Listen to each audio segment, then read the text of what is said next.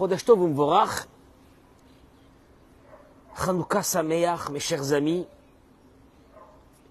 Un matin un peu comme le temps, triste. Après ce qui nous est arrivé encore cette nuit, je voudrais dédier ce cours de Torah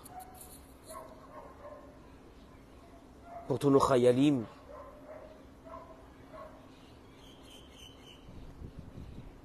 Je disais ce matin aux personnes de ma communauté que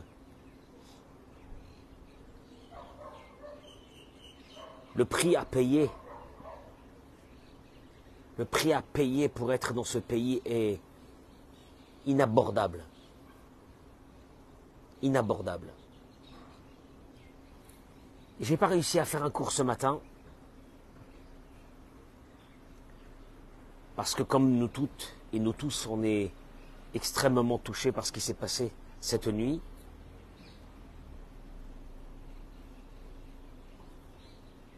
Mais on est resté au Beth Midrash étudier la Torah. Et j'ai dit quand même, je pense qu'il y a un petit message à faire passer. D'abord aux gens de ma communauté qui ont leurs enfants qui sont au front et qui ont besoin d'être renforcés.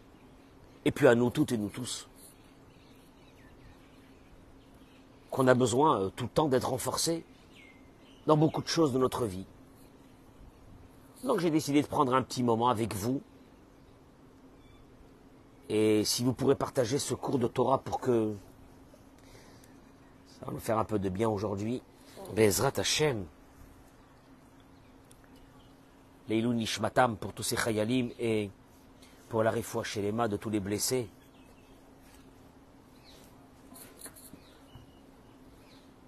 Je disais aux gens de ma communauté que pourtant, la Torah est claire à ce sujet. Que quand il y a eu de la hardout dans le Ham Israël, de l'unité, on était invincible. Alors que notre situation religieuse n'était pas bonne. Dans beaucoup de générations, le Talmud le ramène. L'unité du peuple d'Israël. L'unité, c'est d'abord de briser son orgueil pour ne pas juger l'autre. De trouver chez l'autre qu'est-ce qu'il y a de bien pour ne pas le juger négativement. Et ça va t'amener un jour à avoir une unité.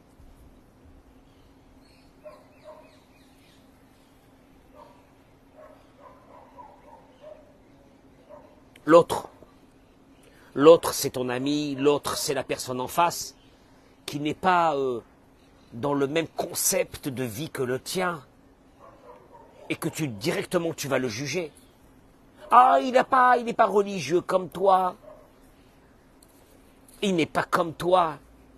Et il y a d'un seul coup un mécanisme de rejet qui provient de l'orgueil de la personne. Si on avait l'unité dans notre peuple, on aurait été invincible. Il n'y aurait pas eu de maladie, il n'y aurait pas eu de malade, il n'y aurait pas eu de problème. Tout ça provient d'une chose, manque d'unité, orgueil.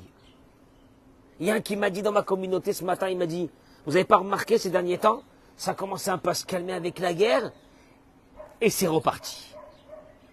La haine, gratuite, mais gratuite parce que c'est la haine gratuite, c'est ce qu'il y a de plus jubilatoire. C'est la haine gratuite, c'est de faire sortir le mal qui est à l'intérieur de toi, le mauvais qui est à l'intérieur de toi, le noir, l'obscurité qui est à l'intérieur de toi et de la rejeter sur les autres. Alors, ça peut être au niveau national, ça peut être au niveau d'une cellule familiale, ça peut être à tous les niveaux. Mais attention, tout ça c'est une conséquence d'une chose qui s'appelle l'orgueil.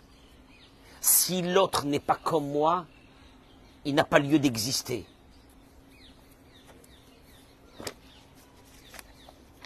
Je rêve d'une société. Je rêve d'une société humble. Je rêve d'une société humble. Humble. Humble. Pas d'orgueil. Pas d'orgueil. Ah bah s'il n'y a pas d'orgueil, tu commences à regarder l'autre avec beaucoup d'amitié. Tout le problème, c'est l'orgueil. S'il y a une chose qu'on doit faire teshuva, nous, aujourd'hui, c'est ça. Dans un couple, si l'homme est orgueilleux vis-à-vis de sa femme, si la femme elle est orgueilleuse vis-à-vis de son mari, si eux ils sont orgueilleux vis-à-vis d'autres personnes, l'orgueil amène obligatoirement, je dis bien obligatoirement l'orgueil. L'orgueil, tu t'es construit une vie, tu t'es construit une façade. Et avec cette façade qui veut rien dire, c'est utopique. Tu te prends pour quelqu'un de grand, tu te prends pour quelqu'un qui a la vérité dans sa vie.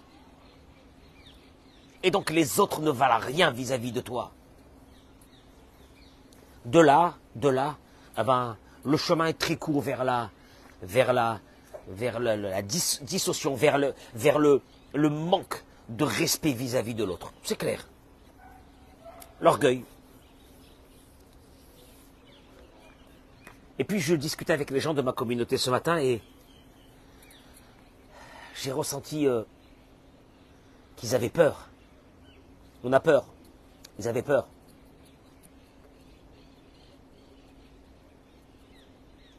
Et j'ai dit, je vais parler un peu de...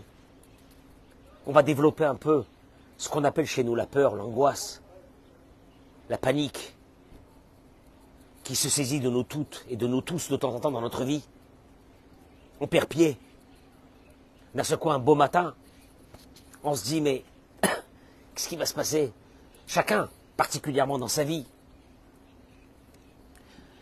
Et le Rav Yigal Cohen, dans son livre Amen, j'aime bien citer les noms des personnes dans lesquelles je vais dire quelques mots de Torah. C'est déjà une forme d'humilité que toutes ces paroles de Torah ne viennent pas de moi. Simplement, je lis des livres. Ben, je lis des livres, hein, c'est tout. Donc, je ne suis pas un grand rave qui a des, je ne sais quoi, qui a des illuminations. Je suis quelqu'un qui lit des livres de Torah et je vous partage, enfin je le partage, enfin c'est pour moi d'abord, mais on se partage ensemble ces paroles de Torah. L'humilité, l'humilité, l'humilité, l'humilité, que l'humilité, rien d'autre. Il dit le Rav Yigal Cohen une chose, elle est très importante ce que je vais vous dire ce matin. Il dit que la crainte, la peur que Dieu a créée en nous, c'est pour notre bien. Parce que si nous n'avions pas peur de beaucoup de choses, on serait confronté au danger avec des conséquences dramatiques. Heureusement qu'on a peur. Et il dit la chose suivante. La peur n'est pas quelque chose de négatif. Mais ce qui est très important, c'est de contrôler cette peur.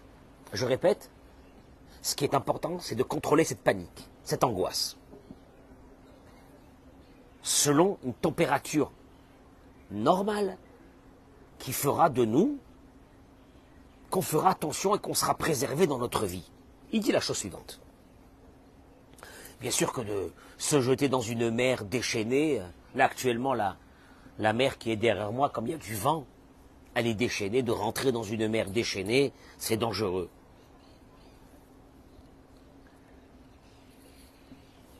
Mais de rentrer dans une mer calme et d'être en panique, c'est un problème. Oui. De traverser une rue sans passage piéton, c'est un problème. Ça fait peur. Tu fais attention. Il y a une angoisse. Ouais. De traverser dans un passage piéton, de ne pas être capable de traverser un passage piéton parce que tu es saisi de panique, c'est pas normal. Tu vois qu'il y a une gestion de la peur. Ce matin, j'ai vu des gens, ils étaient en panique. Ceux qui ont leurs enfants. Ceux qui ont leurs enfants. Au front. Panique, une panique, je les comprends, une panique. Et je leur dis, il faut qu'on arrive à contrôler cette panique. Ça, on va devenir fou. Mais chacun dans sa vie peut avoir des moments de panique. Sur certaines situations de sa vie. Il dit, Pachad lelokol siba hegionit. Écoutez-moi bien. Une peur qui n'est pas logique. Noveya metsurat chashiva she'ena nechona. Elle provient d'une conception de réflexion. Il dit ena nechona qui n'est pas juste. Moi je dirais pas plus que ça. Il y a beaucoup de personnes qui vivent dans l'angoisse.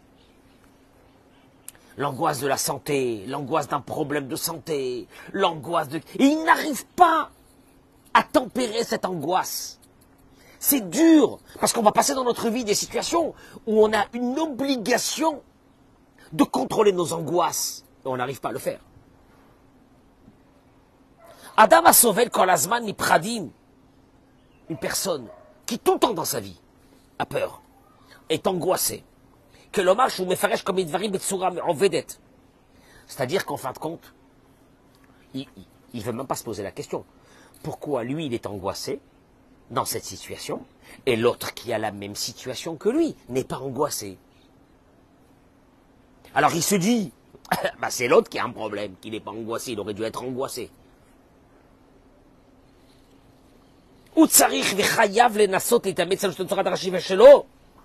Il est obligé, il y a une obligation, écoutez-moi bien mesdames et messieurs, il y a une obligation de contrôler ses angoisses.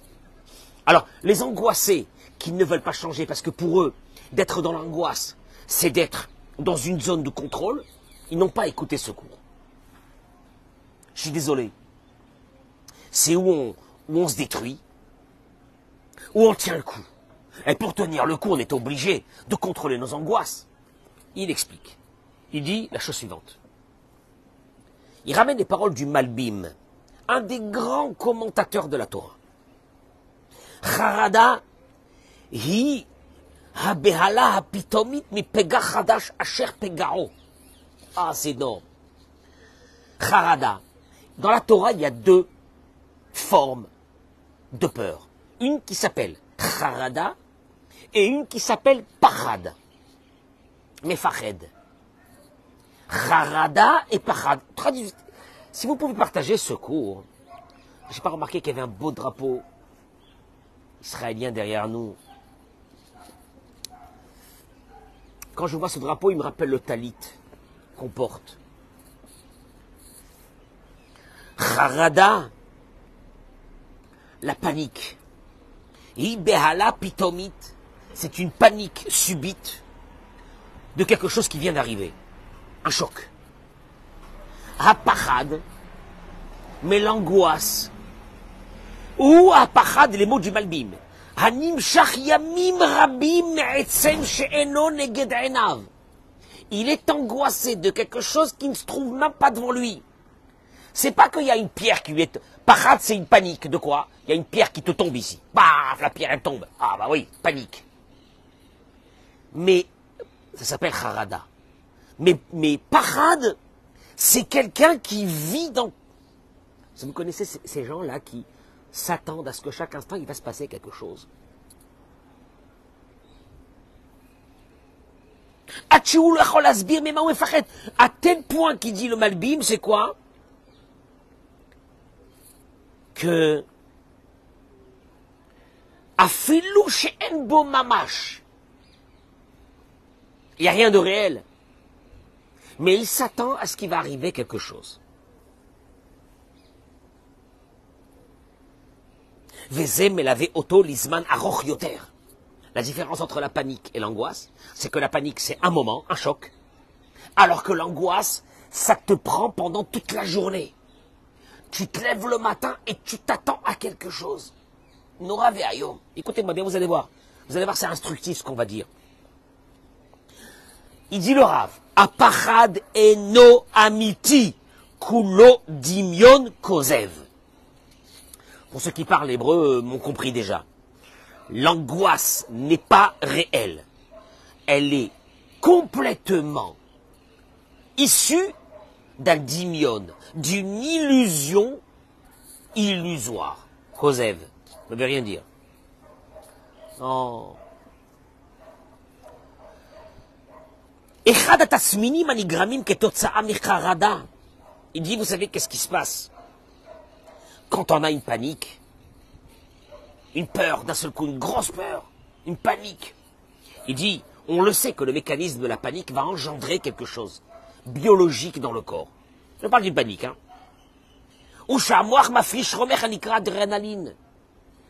Le cerveau va sécréter une substance qui s'appelle l'adrénaline. Vehu gorem, et tout de suite, les dofek mu'at, le cœur va se mettre à battre de plus en plus fort. Itkaftsut shiririm, les muscles vont se raidir. Tzmar moret, velifa'amim afze'akara, ça va causer des sueurs froides. Velachen, אם החרדה מתמשכת זמן רב, זה יכול לגרום לאדם כאבים בחזה ובחלקים שונים בגוף. Certainement que si cette panique va durer longtemps, ça va amener à ce que le corps va se retrouver dans une situation de danger.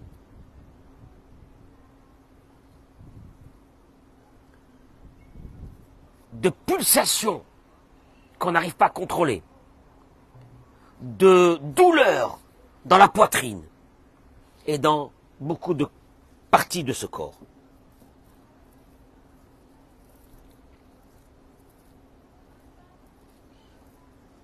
Il dit le problème, c'est que personne ne veut se confronter à une idée. Il parle ici des angoissés, de ceux qui ont peur.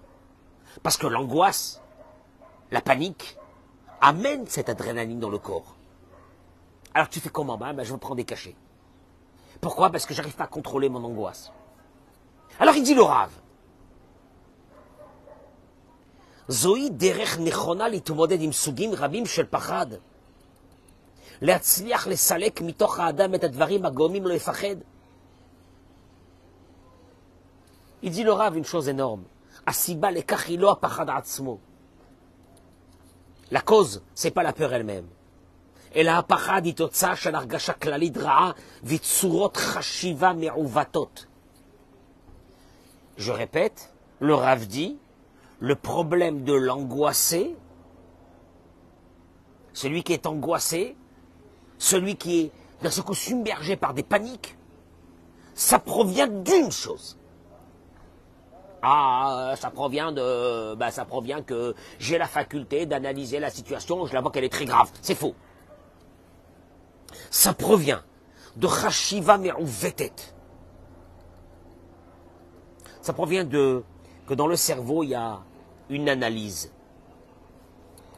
Il appelle ça Me'uvetet, qui veut dire maladif.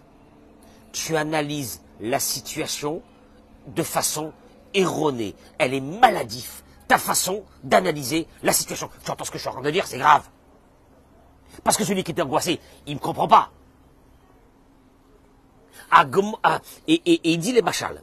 Adam השקוע בדיכאון במשך שבוע, הוא מרגיש חוסר תועלת, ושהוא לא שווה כלום וחסר לו טעם בחיים.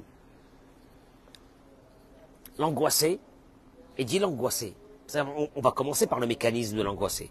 Il dit l'angoissé, au fil du temps, se sent inutile, mais pour lui et pour les autres. Il se sent qu'il lui manque même le goût de la vie. Mieux que ça, l'angoissé est convaincu que les autres ne l'aiment pas. C'est dur ça. Adam Kazé, l'angoissé, c'est énorme ce qu'il est en train de dire le Rav. L'angoissé a besoin, pour alimenter son angoisse, de se créer des paramètres. Je suis inutile dans la vie. J'ai rien réussi. Personne ne m'aime. Vous avez remarqué que celui qui dit j'ai réussi, et celui qui dit que tout le monde l'aime, et celui qui dit qu'il est fort, et celui qui dit que tout est beau dans la vie, il n'est pas angoissé. Hein. Par contre, l'angoissé a d'abord posé son angoisse sur un socle. Il a besoin d'un socle. C'est quoi le socle de l'angoissé? Je sers à rien, je suis nul, je suis inutile, personne ne m'aime, la société ne me comprend pas, je ne vaux rien, et de là, il pose dessus son angoisse.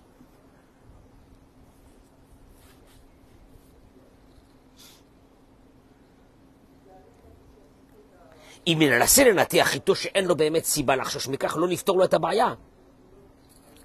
tu expliques à l'angoissé que son angoisse sur telle et telle chose, elle ne sert à rien. Elle n'a pas lieu d'être. Il dit, tu ne vas pas le guérir. Il faut que tu réussisses avec lui. Ou bien la personne qui est angoissée réussit avec elle-même à comprendre que son angoisse est fausse. Parce qu'elle dépend, au fait, d'une façon de penser qui est erronée. Traduction des mots. L'angoisse, elle se trouve chez des personnes qui ont une analyse de la vie complètement erronée. L'angoissé qui va m'écouter, il va être angoissé encore beaucoup plus. Il va dire, qu'est-ce qu'il est en train de dire? C'est grave. Tout le monde.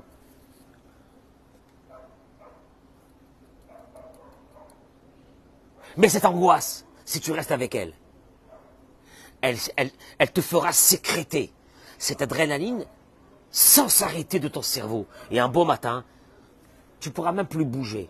Mal de dos, mal dans tous les membres de ton corps, fatigue chronique. Et tu vas mourir. Tu veux faire quoi? Tu vas mourir. Et quand je dis tu vas mourir, encore, il s'angoisse encore beaucoup plus. Non, il y a un problème. C'est ta façon de penser. C'est ta façon d'analyser la vie. La vie. La vie. C'est ta façon d'analyser la vie qui t'amène à ça. Vous allez le voir tout de suite. La rove. Ben Adam ishsibot rabot. L'idog la atidam. Il dit c'est vrai qu'il y a beaucoup de soucis dans la vie. Et ce sont des causes qui nous donnent des soucis.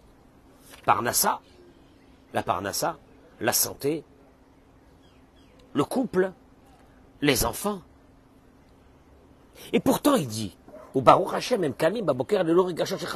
pourtant, il y a une catégorie des personnes qui ont ces problèmes que je viens de citer et qui se lèvent tous les matins sans avoir d'angoisse.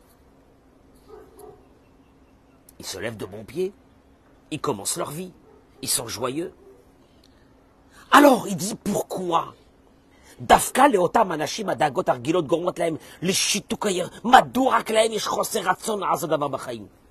Alors, il dit, expliquez-moi pourquoi la deuxième catégorie se lève le matin, n'arrive pas à se lever, et quand elle se lève, dépressif, le noir, la tristesse, lama. Il y a un problème.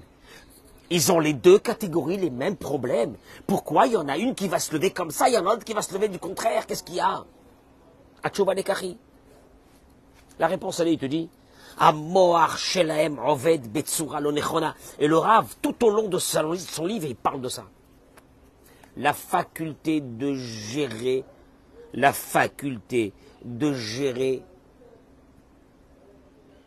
son cerveau, son intellect, son analyse de la vie, elle est fausse. Ou bien elle est Betsura Kitsonite.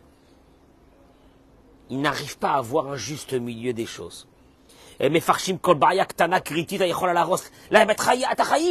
Chaque petit problème, pour eux, menace de leur détruire leur vie. Écoutez-moi bien, il est obligé, dans un moteur d'une voiture qui chauffe, il y a un radiateur qui va tempérer la température du moteur. S'il n'y a pas de radiateur et de ventilateur et l'eau qui passe dans le moteur pour refroidir le moteur saute. Exactement la même chose dans un être humain. Ton radiateur ne marche pas. Pendant que chez l'autre, le moteur chauffe, mais il y a le radiateur. C'est ce qu'on appelle un cerveau, une analyse erronée complètement de la vie. Akol matril banou. Il dit premièrement, tout dépend de nous. Im nechapes tov, nimtza be'atzmenu et advarim atovim sheyesh banu.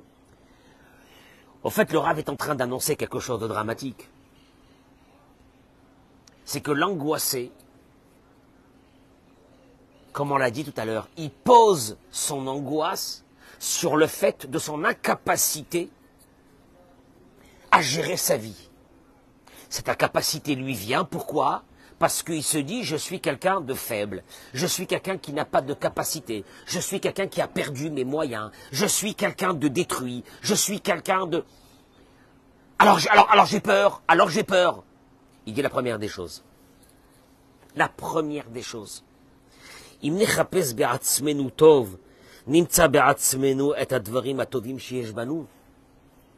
première chose, c'est de commencer à faire un vrai travail.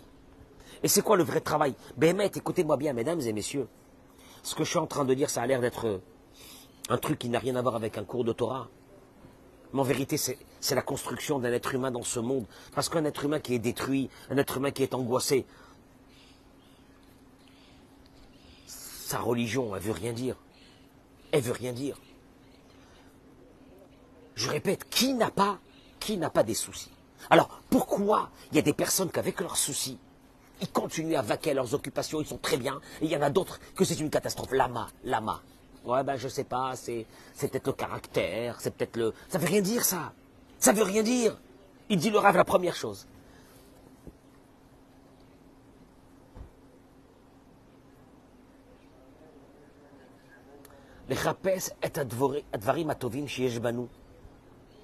Combien ça me touche ces paroles?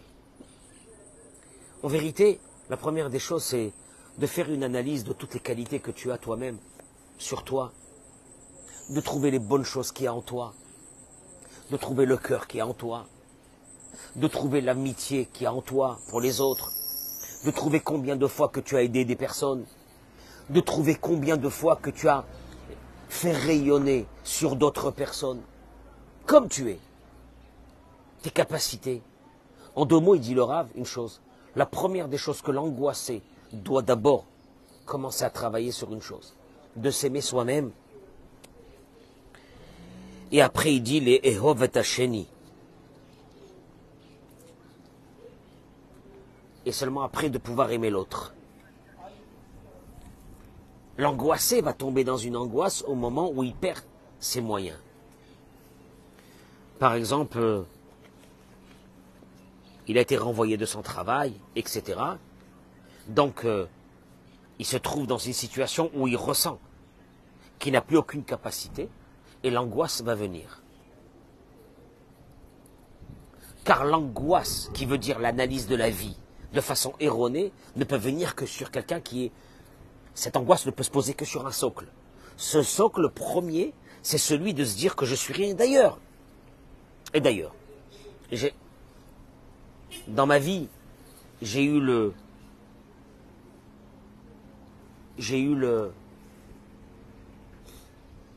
l'occasion de rencontrer combien de couples que ça n'allait pas. Et je m'étais rendu compte que l'un des deux était complètement déstructuré au niveau de sa personnalité. Ça pouvait être la femme, ça pouvait être l'homme. Souvent, sans le vouloir, l'un avait déstructuré l'autre, en lui enlevant au fur et à mesure du temps toutes ses capacités. Et je me retrouvais devant une personne qui était affaiblie, angoissée. Elle n'y croyait plus en elle-même. Aujourd'hui, on a donné à ces personnes qui détruisent les autres des noms de pervers narcissiques, etc. et tout ce que vous voulez. Des fois, ces personnes le font même sans le faire exprès, de déstructurer l'autre. Et on se retrouve devant des personnes angoissées, mais avec une angoisse chronique, c'est normal. Vous savez pourquoi c'est normal? Quand tu n'y crois plus en toi-même et en tes qualités, jamais tu pourras rester dans la joie. C'est impossible. Tu seras toujours dans la peur parce que tu n'y crois plus en toi-même. Qui c'est qui va te sauver? En principe, une personne, elle se dit, je suis capable, j'ai des forces. Alors tu vois la vie avec confiance. Mais quand tu te dis que toi-même, tu ne vaux plus rien, à partir de là, l'angoisse, elle a où se poser, mais de façon majestueuse.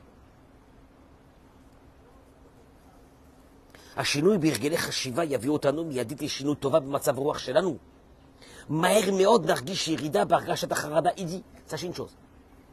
Si vous commencez d'abord à construire votre personnalité, pas par rapport aux autres, pas par rapport aux autres, pas par rapport au regard des autres, par rapport à toi-même, tu te parles à toi-même. Et tu te dis à toi-même, quand même je suis pas mal. J'ai fait plein de belles choses dans ma vie. Une femme qui a eu des enfants, Baruch Hashem, c'est énorme. Elle a mis des enfants au monde. Elle a fait grandir des enfants, c'est énorme. Elle doit être fière, mais fière, fière d'avoir fondé un foyer. Un homme, il a fait des belles choses dans sa vie. Il s'est occupé de ses enfants, il s'est occupé de son épouse, etc., etc. Un enfant vis-à-vis de ses parents, des parents vis-à-vis des enfants. Ah, t'as pas fait quelque chose? T'as rien fait de ta vie? Quoi, t'es nul à ce point? À partir du moment où tu te dis, j'ai fait des belles choses dans ma vie, je fais des belles choses dans ma vie, oui, tu t'enorgueilles de ces belles choses. C'est pas un orgueil mauvais, comme j'ai parlé au début du cours. Eh bien, à partir de là, tu veux que je te dise ce qui va se passer? Tu vas commencer à retrouver une personnalité. Parce que, au fait, l'angoissé n'a plus de personnalité. Il ne sait même plus qui il est. Il ne sait plus qui il est. Il se demande même ce qu'il existe. Et là, dans ce coup, tu te confortes dans ta propre personnalité. Automatiquement, à partir de là, il n'y a plus aucun problème. Tu commences à y croire en toi. Et là, le Rav, il dit, tout de suite, il verra un changement au niveau de son angoisse. Et plus tu ajouteras des analyses positives sur toi-même, et plus tu verras que de l'autre côté, les angoisses commencent à te laisser et à partir. Et il dit, vous savez, que tout dépend de ça. Il dit par exemple quelqu'un, il donne un exemple bateau. Quelqu'un qui a des moyens, il a, je sais pas, des maisons, j'en sais rien quoi. Il a de l'argent. On l'appelle de la banque pour lui dire que il manque de l'argent pour couvrir à la banque. Il n'est pas angoissé. Moi je veux qu'il s'angoisse. Ça va, ok. Il a reçu un coup de téléphone, c'est un peu embêtant. Il y a un chèque qui doit rentrer. Bon, ça va, il va arranger, ça c'est pas. Mais celui qui n'a pas d'argent et qui reçoit ce même coup de téléphone, ou quelqu'un qui est dans une situation un peu financière difficile, ce coup de téléphone va prendre ça va prendre dans sa vie une ambiance pesante, sa journée détruite, il se sent pas bien. Tu vois, le même coup de téléphone chez deux personnes, celle qui a la capacité de croire en soi, qui se dit j'ai sur quoi me tenir, et l'autre qui dit j'ai rien sur quoi me tenir. Le même coup de téléphone, l'un, ce coup de téléphone, il va lui passer comme ça, l'autre, ça va le détruire. Ben, il dit le Rav, dans toute la vie, c'est comme ça. Alors tout dépendra d'une chose. Kadosh Baruch Hu m'a mis dans ce monde, il m'a donné des capacités, et j'ai fait des belles choses, je fais des belles choses dans ma vie. Merci Hachem. Ah, il y a certaines que ça va pas, mais c'est ok.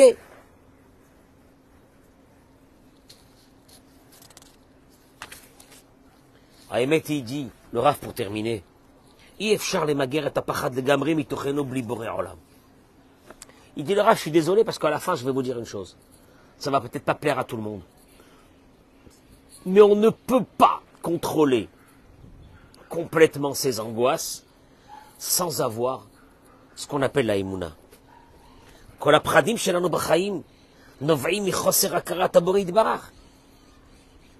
Beaucoup de personnes vont tomber de façon très rapide dans de grandes angoisses parce qu'ils ont une méconnaissance du Créateur qui est avec eux, de celui qui les accompagne 24 heures sur 24, 7 sur 7, 365 jours dans l'année, une vie entière qui apparaît chez la nounovea mais anonoda, chez nos demiamabayat ipater betsoratova, oshezet istayem beraatenu, car l'angoissé se dit que le problème qu'il a maintenant va se terminer très mal. Celui qui a la Emouna dira que le problème va se terminer très bien. Bon, le problème dans les deux cas va durer une année. Donc celui qui dit que ça va se terminer très mal, donc pendant une année il est en train de mourir. L'autre qui dit, parce qu'il a la Emouna, que le problème va se terminer bien, Il aura passé une année pas mal, avec de bons moments, pendant cette année. Eh ben ouais. Eh ben ouais, c'est comme ça. Et là, il termine et il dit, les paroles de Rabbi Nachman de Breslev, il ramène, qui dit, Veda, chez Adam tsarich la'avor, bechayav ba'olam hazeh. Sache qu'un être humain, un homme et une femme, tu vois, un homme et une femme, devront passer dans leur vie, il n'y a rien à faire. Al gesher tsar me'od me'od, sur un pont très très très étroit. Ve'aklal ve'aikar, et la règle et l'essentiel, chez lo itpachet klal. Ve'aikar ve'aikar, lo lefa. Et l'essentiel, c'est de ne pas avoir peur. Regarde. Tu peux m'expliquer? Il y a un pont. Dans l'angoisse, il te dit tout de suite, mais comment ne pas avoir peur? Il y a un pont très étroit. Moi, tu vas le passer comme ça. Donc, tu n'es pas conscient du problème. Donc, tu as un problème, toi. L'angoissé, il va te dire, tu as un problème.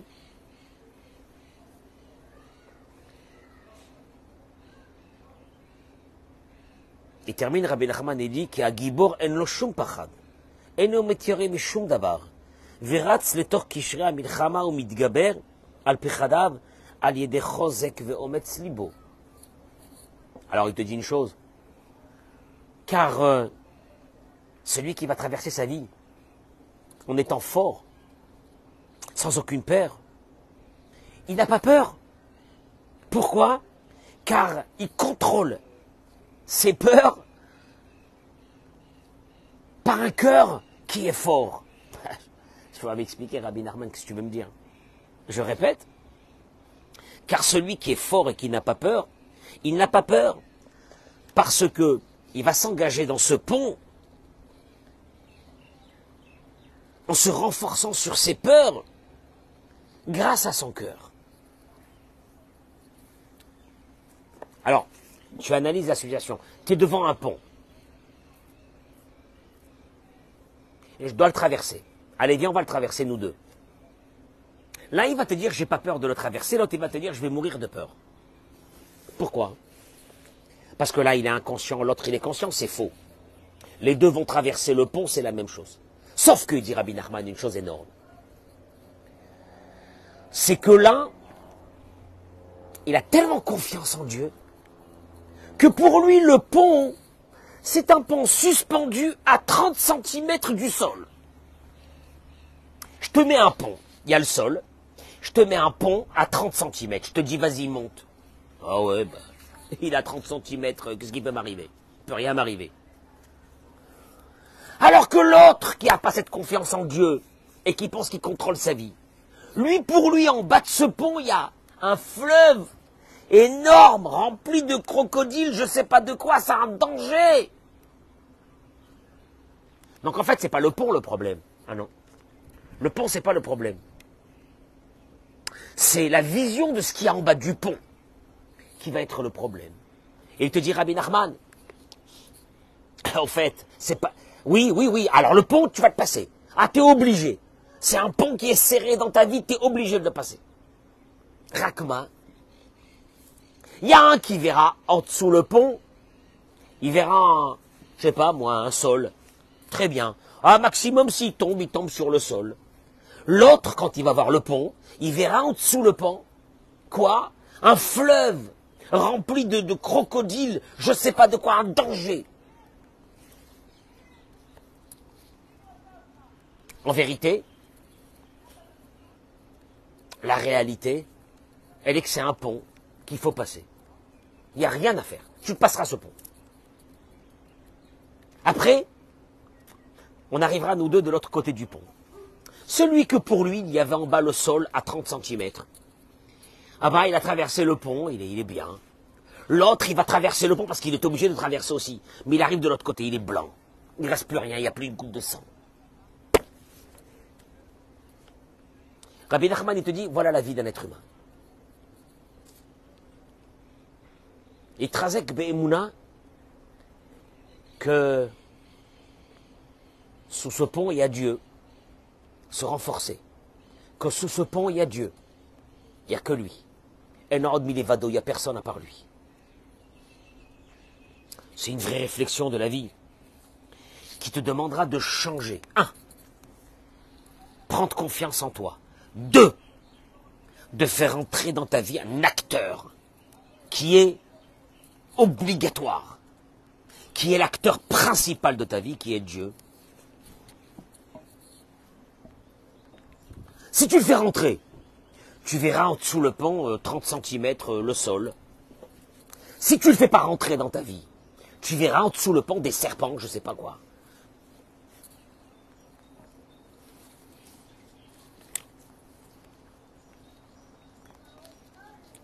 Rabbi Nachman de Breslev termine et dit, Da shekol mine tsar vekol haïsurim enam rak chesron hadaat. Toutes les souffrances qu'un être humain passe dans ce monde viennent d'une chose. Chesron hadaat, un manque de da'at, un manque de emuna. Ki mishesh lo da'at, car celui qui a cette sagesse, qui s'appelle la sagesse de comprendre que ce monde est géré par Dieu. Veyodea shakol bashgacha ma'ashem itbarach, et que tout vient de Dieu. En lo shum isurim, ve'eno margish shum tsara. Tout ce qui va passer dans sa vie. Il dira, ça vient de Dieu. Et si Dieu, ça vient de lui, donc c'est Rabbi Akiva, il a dit, Akol et Tova. Tout est pour le bien. M'en fiche. Celui-là, il t'a fait du mal, c'est pas lui qui t'a fait du mal, c'est Dieu, puisque rien ne peut venir sauf de Dieu. Donc l'autre qui t'a fait du mal, c'est pas lui, c'est Dieu. Dieu, il envoie un bâton. Donc, à partir de ce moment, il n'y a plus de colère, il n'y a plus de rancœur, il n'y a plus de peur, il n'y a plus rien. Tu sais comment tu gères ta vie? Ah ben, tu vas te reposer un peu dans ta vie. Le vrai problème de l'angoissé, c'est qu'il ne se repose jamais, ni le jour, ni la nuit. Je me demande une vraie question, mesdames et messieurs, pour terminer. Ce petit moment de réflexion, ce n'est pas un cours de Torah. Quelle peut être l'espérance de vie d'un angoissé? Quand son cerveau sécrète cette adrénaline, jour et nuit, cette angoisse, cette colère. C'est quoi l'espérance de vie de ces personnes? Alors que la personne qui a la Emouna, que toute sa vie est gérée par Dieu, ses échecs, ces choses qui n'a pas réussi, tout vient de Dieu, et que nous, il ne nous reste qu'une seule chose à faire, c'est d'avoir cette humilité. Cette humilité. Que nous, on n'a aucune capacité, que tout vient de Dieu, qu'il y a des choses qu'on réussira, parce que Dieu l'aura voulu. Il y a des choses qu'on échouera parce que Dieu ne l'a pas voulu. Aucun regret. La vie, elle est belle. Alors la vie, elle est belle. Je le disais hier, je suis rentré dans un commerce pour acheter un truc. Et je discutais avec la dame qui vendait là-bas. Elle m'a dit, est-ce que tu as la Emouna à la foi? C'est une personne qui est très loin de la Torah, mais on a discuté sur ça. Je lui ai dit, tu sais, je vais te dire un truc. La Emouna, elle devrait au moins nous servir pour une chose, de traverser ce monde avec le moins possible de douleur, de peur, d'angoisse, de crainte, à Kol et Toba. Même ce qui nous arrive aujourd'hui, dans notre pays, c'est géré par Dieu. On ne comprend pas. Avala Kol et Tova, ça aussi c'est pour le bien. Ma pour le bien. C'est des jeunes qui sont partis, ma pour le bien. On ne sait pas. On est limité à ça, on ne peut pas savoir plus que ça. Notre vie à nous, elle est trop limitée. On est là pour un instant dans ce monde. On ne peut pas comprendre le fonctionnement de chaque âme que Dieu a amené dans ce monde. On ne peut rien comprendre. Tu vois c'est quoi la vie? Donc à partir de là, quand tu sais qu'il y a quelqu'un qui t'accompagne, tu n'as pas peur. Quand tu connais tes capacités que Dieu t'a données et les belles choses que tu as réussi à faire dans ce monde, ben ma foi, ça suffit. On est très bien. Petite réflexion de la journée, si on peut appeler ça petite. Réflexion de la journée. Pour traverser cette journée avec un peu moins d'angoisse et de émouna. Dieu s'occupe de vous, s'occupe de vos enfants, il s'occupe de votre famille, il s'occupe de tout le monde. N'espérez pas que c'est vous qui gérez votre vie, ne pensez pas que c'est vous qui allez protéger vos enfants, ne pensez pas que c'est vous qui allez gérer votre parnassa, ne pensez pas que c'est vous qui allez... Non, il te demandait une chose, l'humilité, de comprendre que tout est dans les mains de Dieu. Même ce qu'on est en train de passer aujourd'hui, dans notre beau pays en Eretz Israël. En vous souhaitant bracha vatzlacha, très bonne journée. Amen Kenny Ratson. À demain, si Dieu veut. Si Dieu veut, si Dieu y veut. Ah, comment? Alors ça veut dire quoi? Alors demain, demain, c'est Dieu s'il veut. S'il veut, alors on est là, Bezrat Hashem. Tout est dans les mains de Dieu. Et donc on est tranquille. C'est ça l'essentiel.